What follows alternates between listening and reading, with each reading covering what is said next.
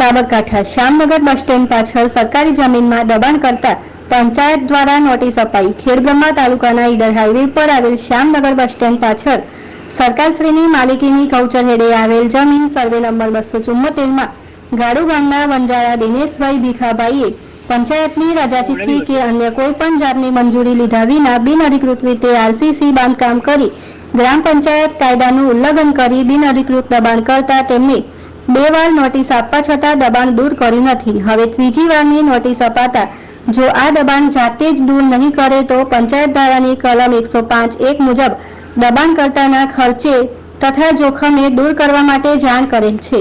જયેશ ઠાકોર, ખેડબ્રહ્મા।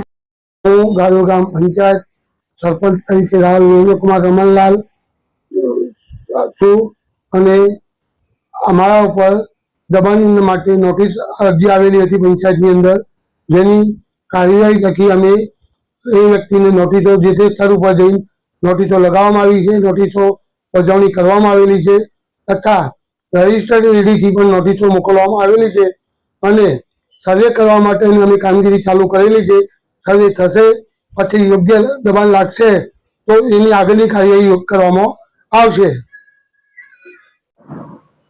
જામનગરમાં દબાણ બાબતની અરજી અત્રે મળેલી હતી, તો તે બાબતે સરપંચશ્રીની નિયમ હેઠળ કાર્યવાહી કરવા માટે સરપંચશ્રીને પત્ર વ્યવહાર કરેલ છે। તદુપરાંત સરપંચશ્રી તથા તલાટીને ટેલિફોનિક પૂછતા 2 નોટિસ આપેલી હોવાનું જણાવેલું છે તથા ત્રીજી નોટિસ આપ્યા બાદ જો પુરાવા નહીં રજૂ થાય તો નિયમ અનુસારની કાર્યવાહી કરવા માટે ગ્રામ પંચાયતની બોડી અને તલાટીશ્રીએ જણાવેલ છે।